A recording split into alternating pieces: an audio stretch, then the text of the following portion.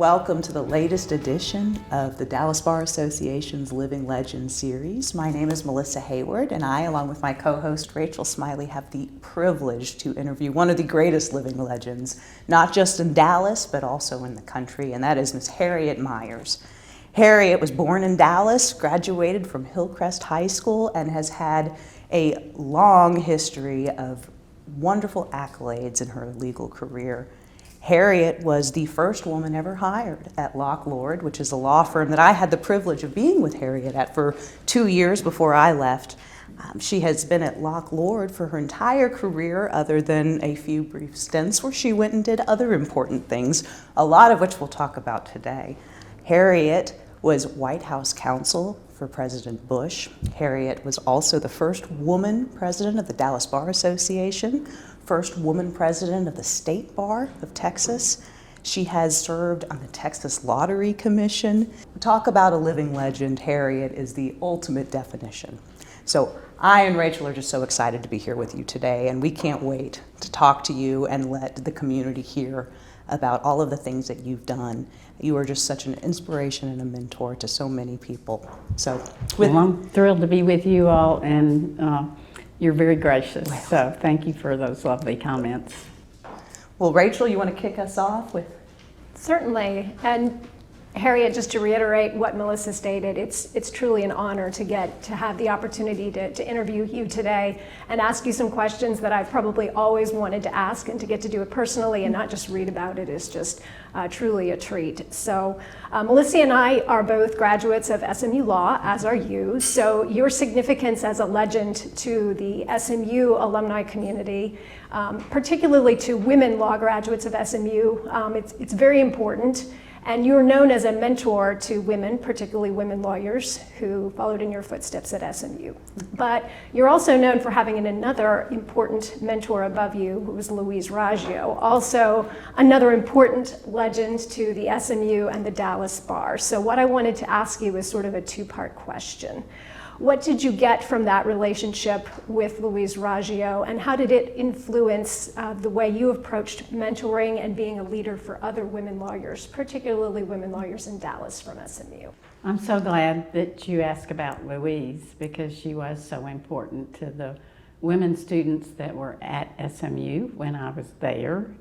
Louise made it a point to come and meet every woman law student and to let us know that she was so thrilled that we were there, and to encourage us and just be there to help us. And I do remember that she paid us the tribute of always telling us to look after her youngest son, because he was behind us. So it was a great relationship from the very beginning, but it was one that continued into times when she would have lunches along with Judge Sarah T. Hughes, and invite all of the women that wanted to come and talk to us about what we were doing and how we were doing, and encouraging us to just be active and involved and love our profession.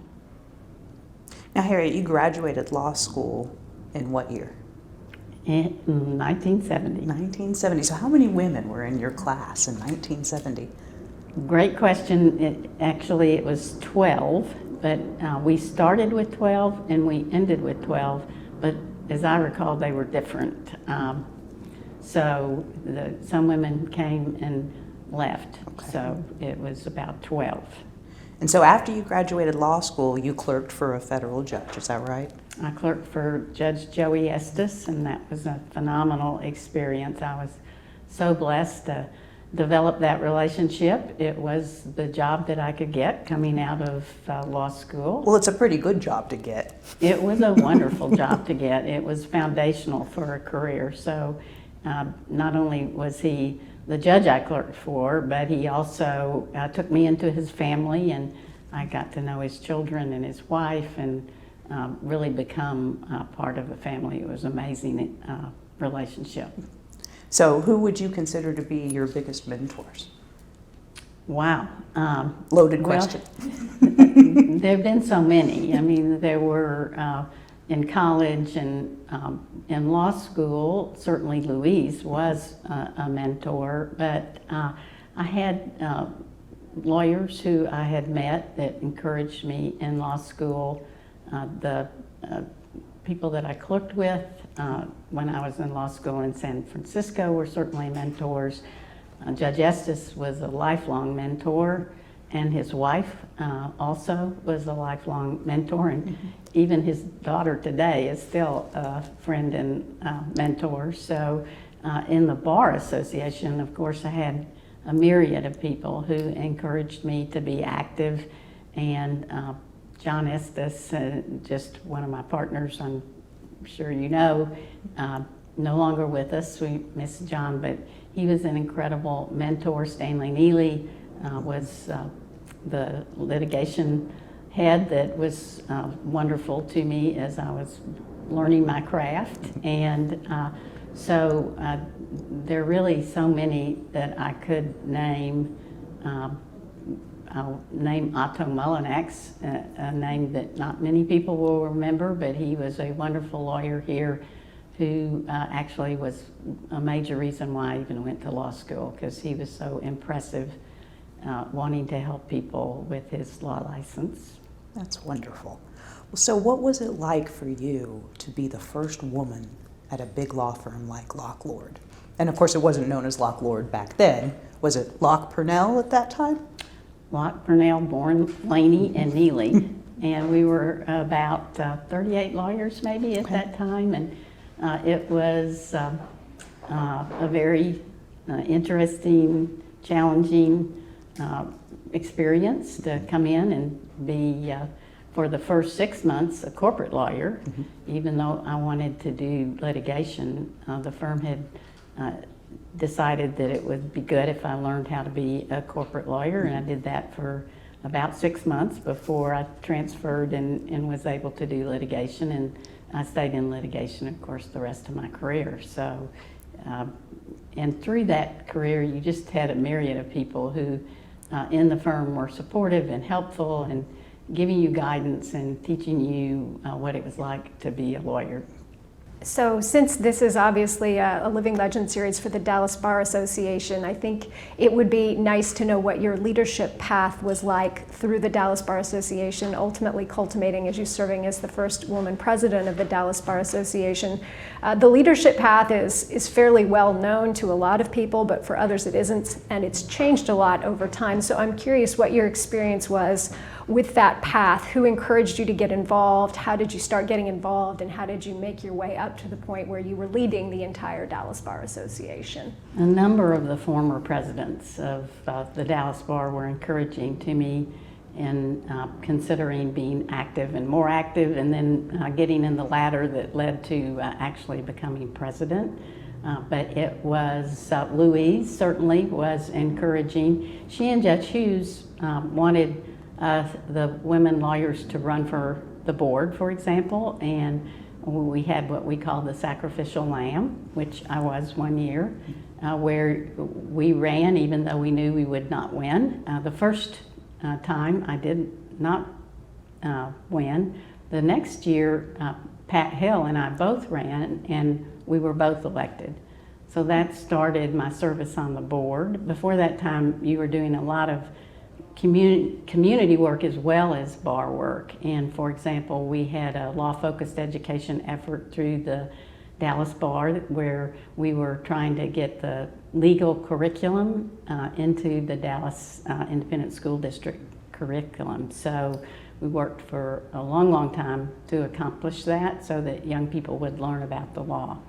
So there was a lot of committee work and then board work, and you just, if you were interested, kept working and going through the ladder. And I was so fortunate to have the support that I had through other leaders in the bar that really wanted to see me succeed.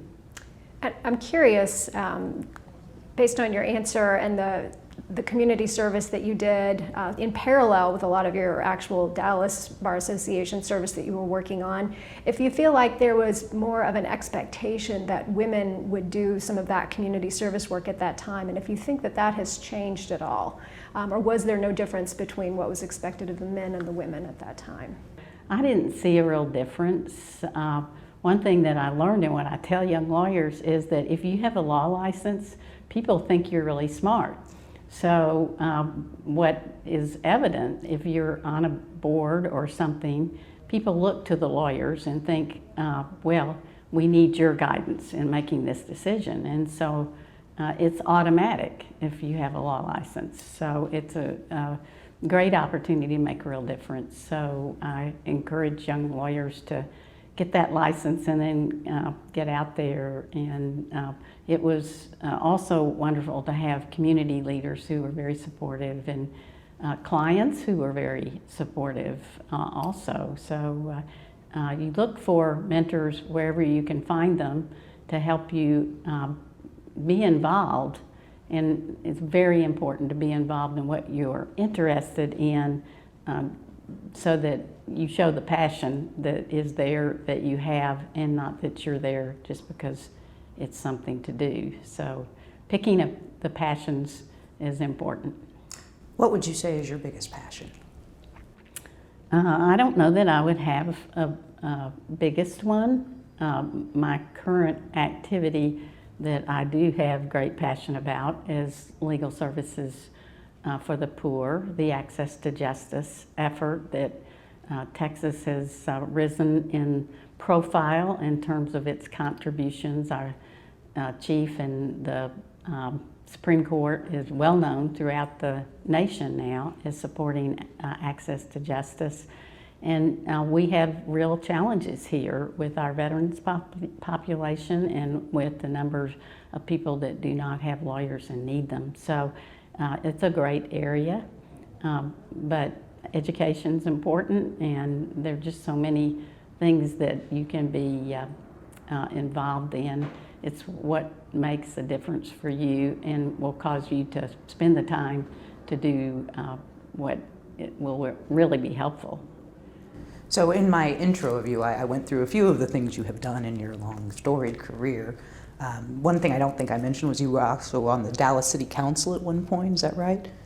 I was. That was a great example of mentorship because I was president of the Dallas Bar, and in that role you get to know a lot of people in the community, and so several of the community leaders then were recommending that I consider running, and I decided I would. I had to ask the firm, of course, because it's almost a full-time job along with your other jobs. So they were wonderful to support my doing that, and I was elected as an at-large member, which is what I wanted to be. I didn't want to represent a district. I wanted to represent the entire city.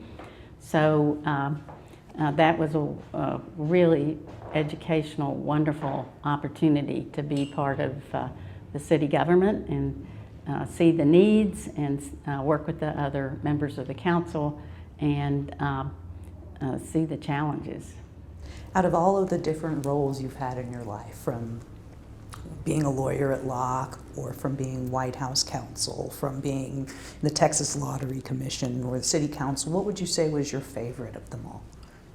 Well, again, it's hard to pick a favorite because there's so many different aspects that are wonderful about any of those experiences that you have.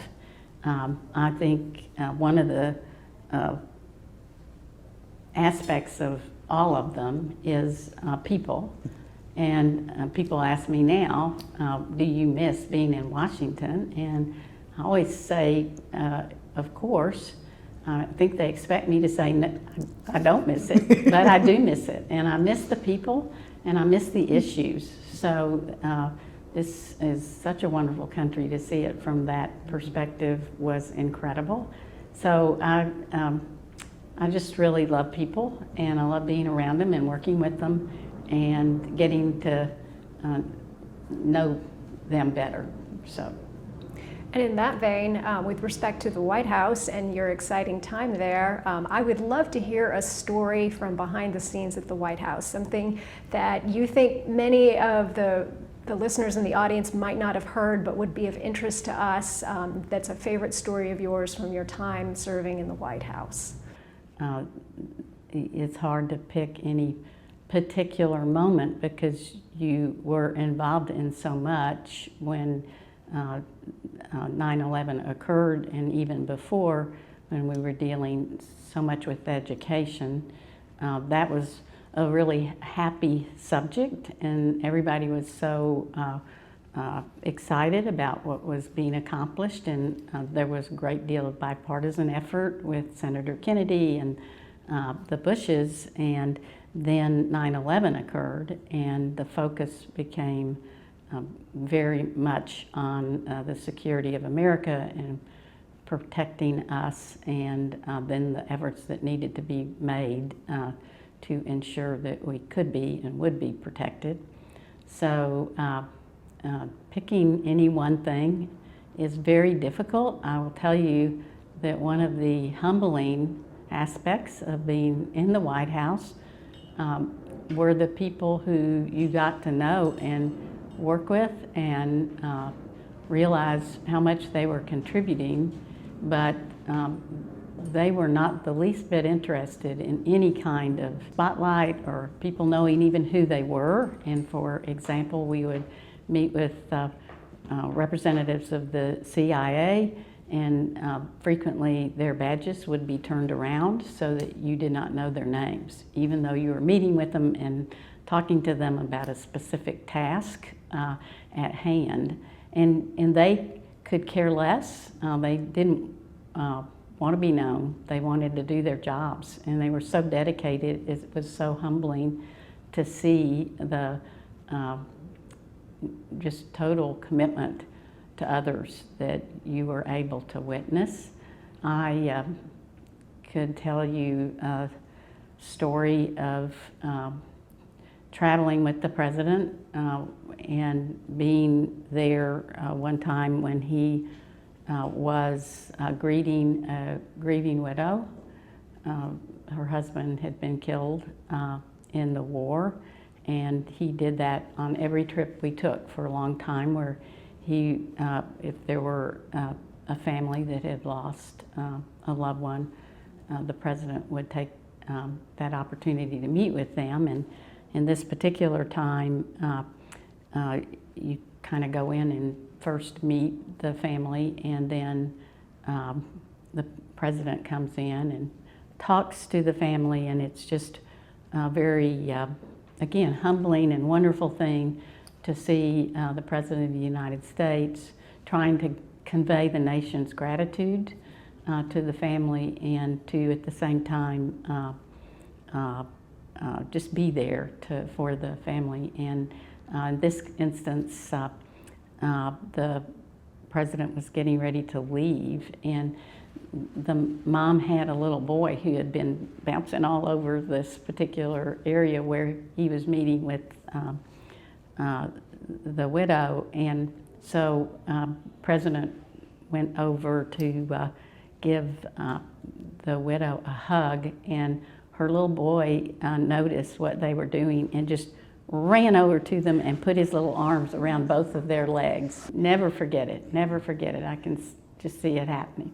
And I think it really speaks to you, your career and your leadership, that what you took away from Washington is truly stories like these, people working together to create policy that's going to help people, things that the president has done and that civil servants have done, just to fully do their jobs in the best way possible, in an environment that's known for, and I have not personally worked in Washington, but I do know that it is known for being divisive and very competitive and very filled with adrenaline. And when people miss working in Washington, a lot of times what they miss is that adrenaline-fueled environment. So the fact that this is what you took away from your experience there, yet you still miss it, I think speaks very, very much to the type of leader and practitioner that you have been and are known to be in Dallas, and I think that's neat. So that's not a question, that's a comment. Well, thank you very much for that. You just feel so privileged to have had the ability to witness the President and Mrs. Bush, particularly in the aftermath of 9/11, since that's about on us. The commitment that they had, Mrs. Bush's role in comforting the nation in the aftermath, it was really something to see. And one of the things about 9/11, which is sort of touching on a current issue, is the role that our Secretary of Transportation, Norm Mineta, played. And just, there were so many heroes in the aftermath of 9/11, but Secretary Mineta was of Japanese descent, and he had actually been with his family interred at the time when that happened back in our nation's history. And yet, and he was a Democrat, by the way, because every president names a person of the other party to be part of their cabinet. And Secretary Mineta had the duty that day of bringing down every single plane in the sky. So where do you remember where you, well, of course you do, where were you on 9/11? Because at that time I was staff secretary, and you traveled with the president when he was out of the White House overnight, so that you would be there to help deliver the things that he needed in terms of his schedule book and other materials he was to see that day, and also if he was sending something out, that you could enable that. And so I was with him on Air Force One, and in the anteroom as we saw the first airplane hit the tower. And at the first, as you know, no one knew what it was, or it wasn't really the nature of the actual first incident, that it was a commercial jet, was first known, of course, and then the second jet hitting the airplane, which precipitated Andy Card going in to tell the president in his ear what had happened, which had to be done in a way that was not alarming to the children who were before the president. And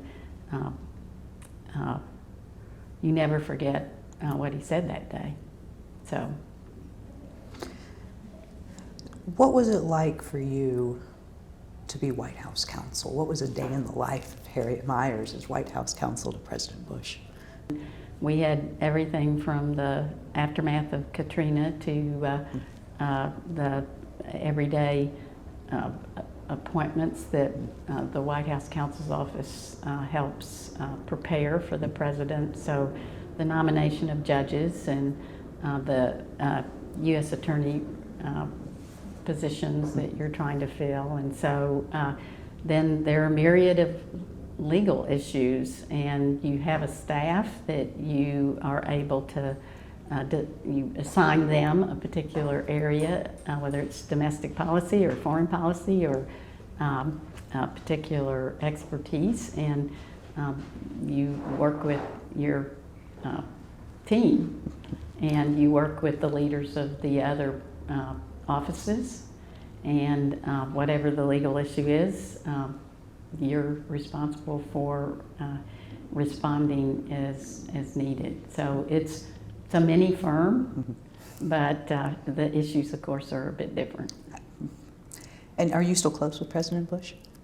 Well, I adore the Bushes, and I adore their daughters and the family. And so, of course, the Bushes now are very involved in their center. I was going to say, if anyone hasn't seen the 9/11 exhibit at the Bush Library, they certainly should. But the rest of the library is phenomenal, too. Including all the way down to how humor in the White House is so important, because you are totally really challenged all the time, and if you've got the ability to contribute a bit of humor, that's a great attribute to have. So I really appreciate what the library means to Dallas, but to the nation. But it's into SMU. I mean, the partnership with SMU has been incredible. So just please go see it if you haven't seen it. Yeah, it's a wonderful library. I've been there several times. Fabulous artist. I think I mentioned earlier, I like to collect art, and I think his art is just wonderful. In fact, I have a book of all of his portraits of courage, I think is what it was called. The Wounded Warriors, yes, that's compelling. His book on immigrants is fascinating and wonderful. And his art is just amazing to everyone, because who knew? And yet he is extremely talented. And he would be the first to tell you he's had some wonderful tutelage, people who have helped him learn. That's the other thing about President Bush. He doesn't do anything halfway. So he is very, very dedicated to learning about his skills in painting and practicing them. So Perfecting them, right? perfecting them, yeah.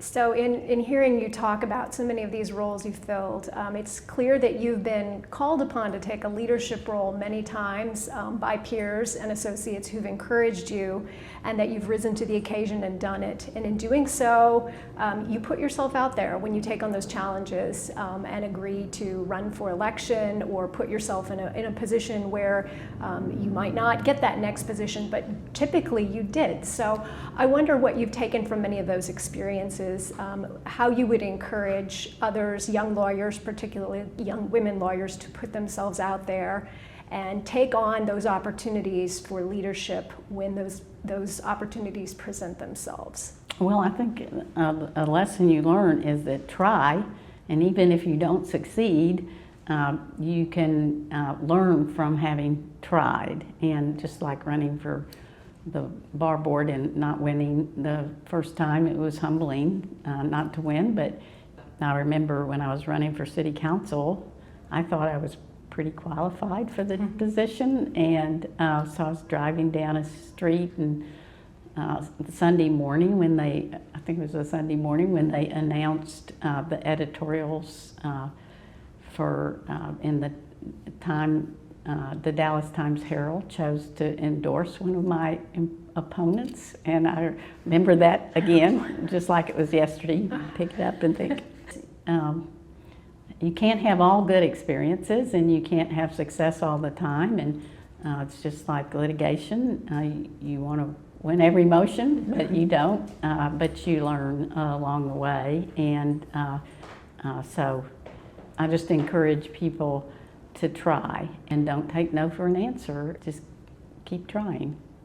What was it like for you to be thrown in the limelight when President Bush nominated you to be an Associate Supreme Court Justice? Because, a lot of times, I think up until then, you were White House counsel, not necessarily in the public eye. And I think once that nomination happened, you were sort of thrown into the country's public eye. What was that like? Well, I really wasn't in the public eye until then. In fact, being staff secretary was interesting, because no one really knows what the staff secretary is or what you do. And then I was Deputy Chief of Staff for Policy in the White House, and then, of course, White House counsel. And I certainly didn't see the nomination coming, because we were busily trying to figure out who was the nominated, or what individual would be the nomination. And so it was not expected. And but again, you learn to take things in stride, because you have to. I mean, you just, I do remember the first day I was nominated that there was a not so nice editorial written by a particular writer who didn't say what I hoped he would, or what I thought he should, but it was an interesting experience. And again, you learn from it, and you learn about people, and you see that not everyone thinks alike, and so it certainly was a different experience in the degree to which the nation was focused on me, certainly. But what I try to explain to people is I was in the eye of the storm. Mm-hmm. So I still had my job as counsel, and I still had duties there. And then you had all of the other aspects of the nomination, and it was a very busy time. So visiting on the Hill was sometimes the best experience you could have, and sometimes the worst. Mm-hmm. Have you ever, I mean, testifying, I guess, in front of Congress, as a lawyer, that seems strange to us, right? We're usually on the other end. We're the ones asking questions. What was it like to have to talk to Congress like that? Well, of course, I really was visiting either with people or by myself with the members. Mm-hmm. And so I knew a number of them already. And so, like I say, some of those visits were pleasant and some of them were not. But it was always educational. Do you miss politics? Well, I'm a bit still involved in politics. I think it's important that we all stay interested in politics. Certainly the quality of the judiciary for lawyers is really important, and that was sort of my introduction to intense involvement in politics, because we elect our judges, and so you have to be involved in those kinds of races. My first ever campaign, once I had graduated from law school, was supporting a guy named Ron Kessler, who was the candidate for chair of the Democratic county chair here in Dallas. So politics, I think we need to be responsible citizens and being involved in them. Either it can be nonpartisan, it can be partisan. It's just one of the other things that I think if you have the interest, it's very important to be involved. And you've done a lot to help make sure we have a quality judiciary in this state, and being involved in politics and just many aspects of the many roles that you've had, ensuring that we have a quality judiciary, but you have not been a member of the judiciary yourself. I'm curious what your advice or your thoughts would be for young lawyers who don't necessarily aspire to be part of the judiciary. What are some of the advantages of not being part of the judicial branch as far as your ability to either make policy, affect the way things are done, build relationships? Is there anything that you would highlight that's been advantageous for you by not being a part of the judiciary? Well, I think you are certainly freer as a lawyer than you are as a member of the judiciary. You have to confine your activities when you're a judge in a way that you don't when you're not, and so it certainly gives you more opportunity to do different things and be involved in different things and be involved in issues. And I do think it's for our profession, it's important for our lawyers to be involved in community service, like Big Brothers Big Sisters, or the food bank, or just these organizations that help people's fulfill the needs that exist in our community. And we're so fortunate as lawyers. We have both the ability to contribute and also generally the resources. So I've always thought that being a lawyer can be a pretty stressful thing. And you've certainly gone through several stressful times in your life, from 9/11 to the Supreme Court nomination. What do you do to help yourself unwind? What kind of hobbies do you have? What helps you kind of take your mind off of the difficulties that come with practicing law day to day and the stresses and things like that? Well, I would have said in some years the hobbies were really my activities. Mm-hmm. So it wasn't a legal issue, it wasn't a case or some legal responsibility, but if you were working on the Legal Services Board or involved with Big Brothers Big Sisters or involved with one of these organizations, that to me was different and refreshing, and it really was an avenue for me to unwind and contribute in a different way. So I've always loved exercise and being involved in sports, and I also recently took up golf, and now I tell every particularly young women lawyers, they should learn how to play golf. I did not do that for a variety of reasons, but now I very much an advocate for young women to learn how to play golf and use that as both a fun thing to do, but it's also can be very helpful in your career. Well, speaking of sports, I brought with me this wonderful photograph that my former mentor, a person you practiced with at Locke, his name was Peter Franklin, had always on his desk.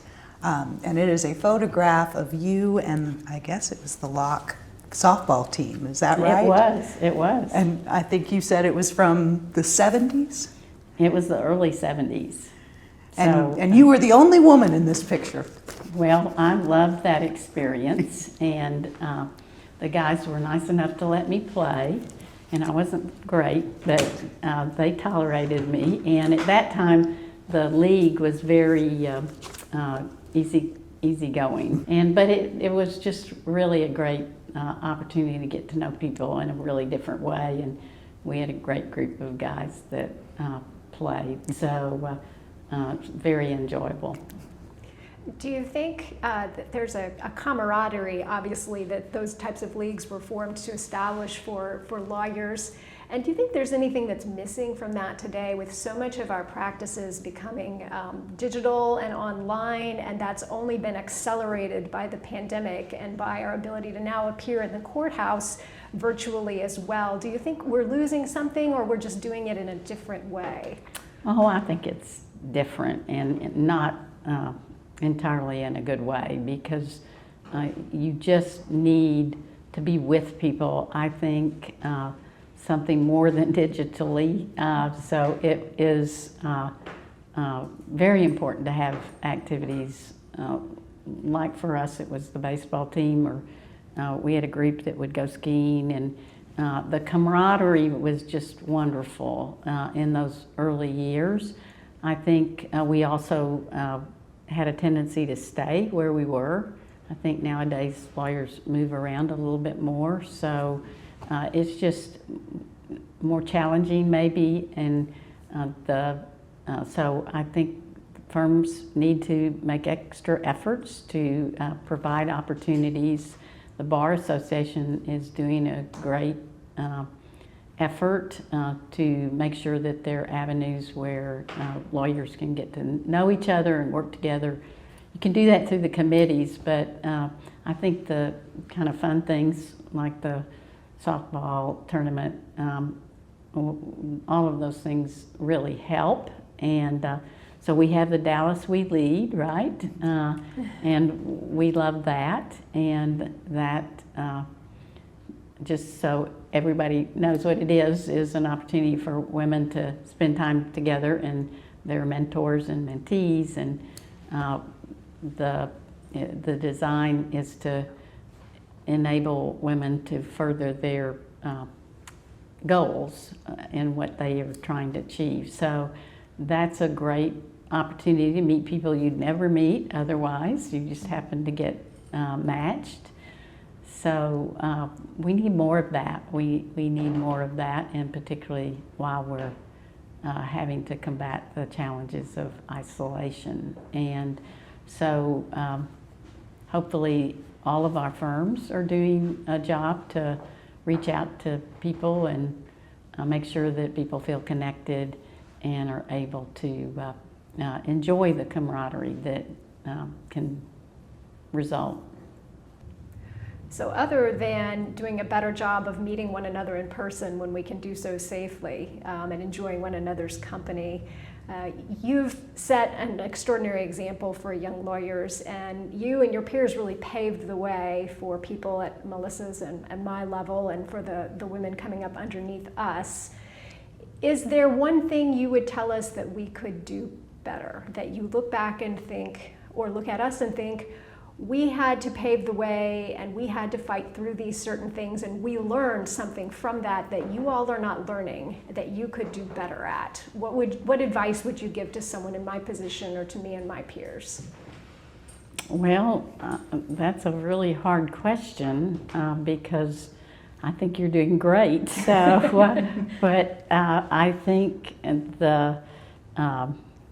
just staying at it and treating people with respect and getting to know very well people that you work with is very valuable, because if you're a lawyer, you're counting on trying to have, in private practice at least, more clients, and you get that either through your colleagues, or you get that through knowing people in the community, or you get that through referrals.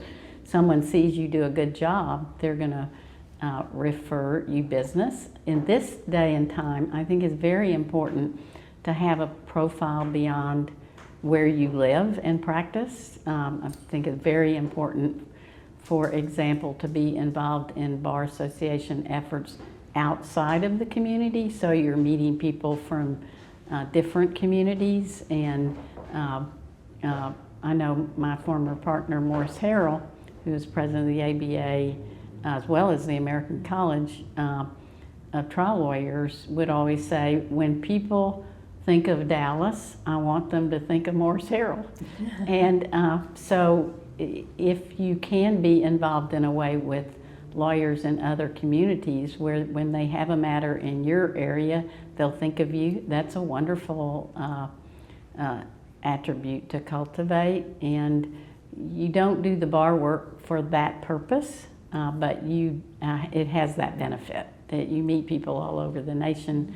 So the state bar, of course, all over the state, ABA, or some of the other organizations that are national, you meet people through the National Bar, or the other organizations that exist that are made up of people from all over. And I have to say that's been an incredibly valuable but also enjoyable aspect of practice for me, was to become involved with Steve Sussman, for example, in the antitrust section years ago, in people like that otherwise you'd not necessarily ever know, but just take advantage of what you can do beyond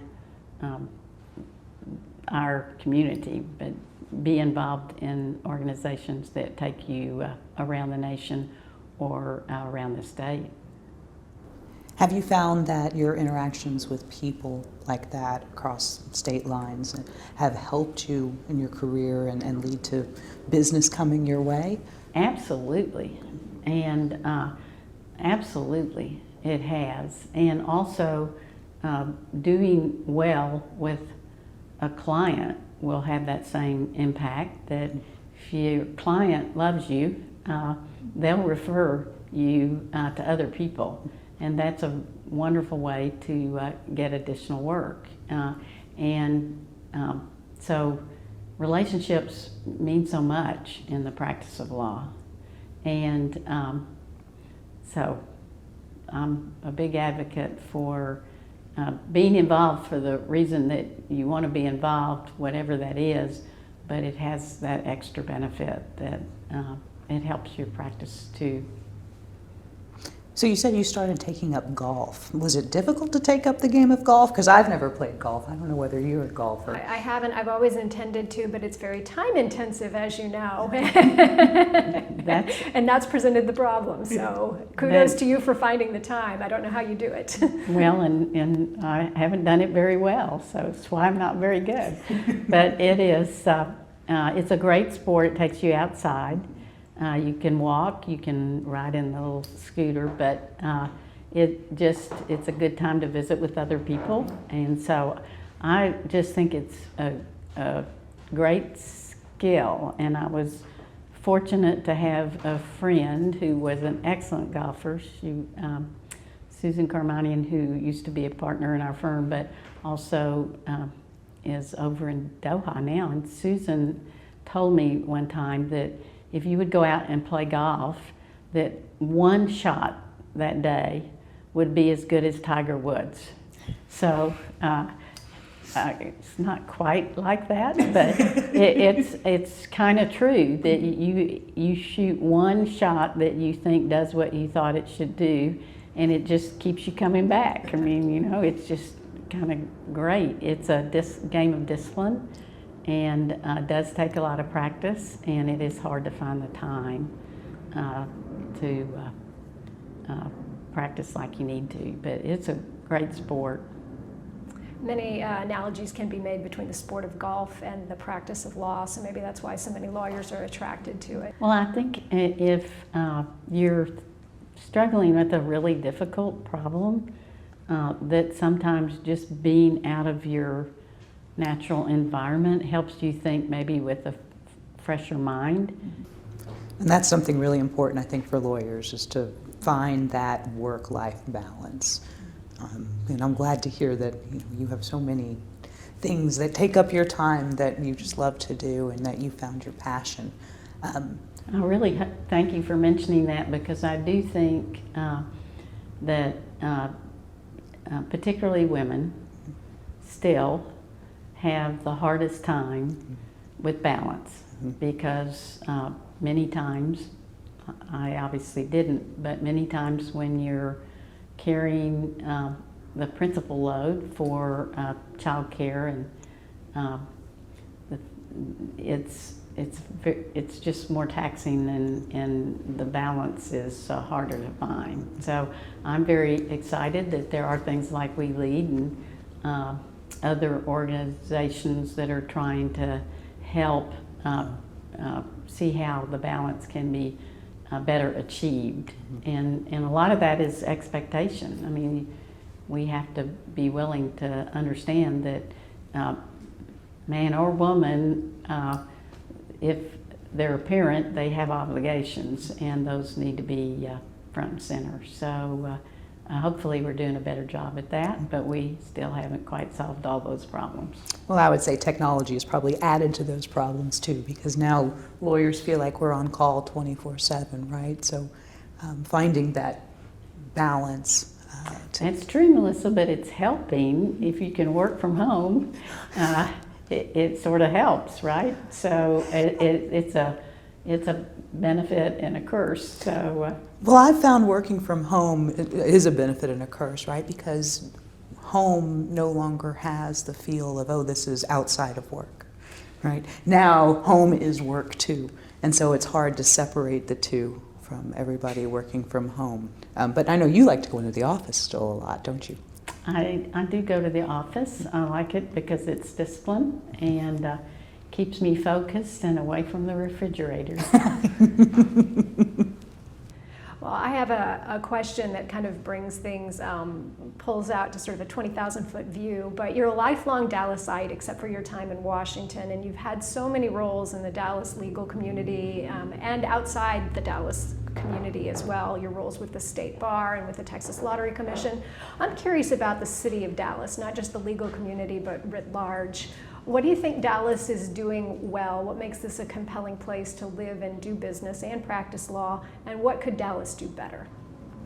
Wow, that's a wonderful question. And I will say I've always been a big fan of Dallas, because we didn't have any mountains, we don't have a beach, we don't have the kind of water that some places have, but we've got our people. I'm a big advocate of Dallas. I think the economy here is great. I think the opportunities are great. I know in some cities, I've always said this, in some cities you have to really work hard to really get involved in things. In Dallas, just raise your hand and you'll get put to work. And that's really an environment that is exciting, where you can just volunteer and get involved in pretty much whatever, whether it's the arts or whether it's neighborhood development. It's a myriad of things. So I think Dallas leaders have tried to broaden the attractions in this city. I think it's tried to nurture an environment where people do have a great number of opportunities to serve. And I just am hopeful we'll continue to grow and to be able to provide opportunities. We have a tremendous amount of problems, as we all know, in public safety and in neighborhood developments in certain parts of our city and the education system, and yes, we have problems, but I do think there's a conscious effort to focus on them and try and do better. So it's a city of opportunity and a city of real willingness to look at itself and try to do better. Well, you don't meet a lot of people who were born and raised and have lived in Dallas all of their life. So, I mean, I think, and I agree with you, it's a wonderful city. It's like the best of all worlds.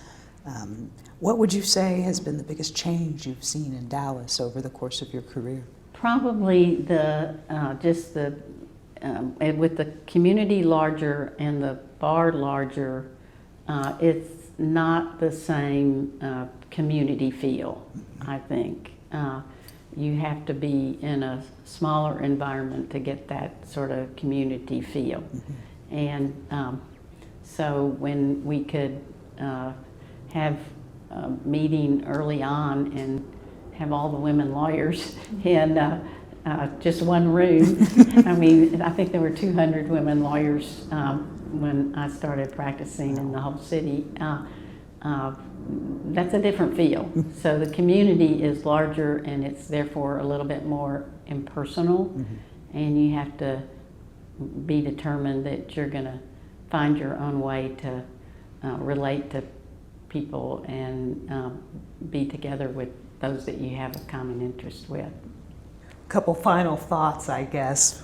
You know, being the first of so many different things.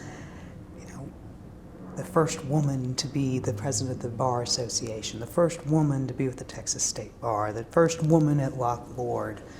What advice do you have for other young women on how to become as successful as you have in your career? Well, I do think you start with obviously scholarship and learning your area of practice, and making sure you choose an area of practice that you're really going to enjoy, and being willing to shift if that's necessary. So if you start out a litigator and you think maybe I like corporate work better, go for it.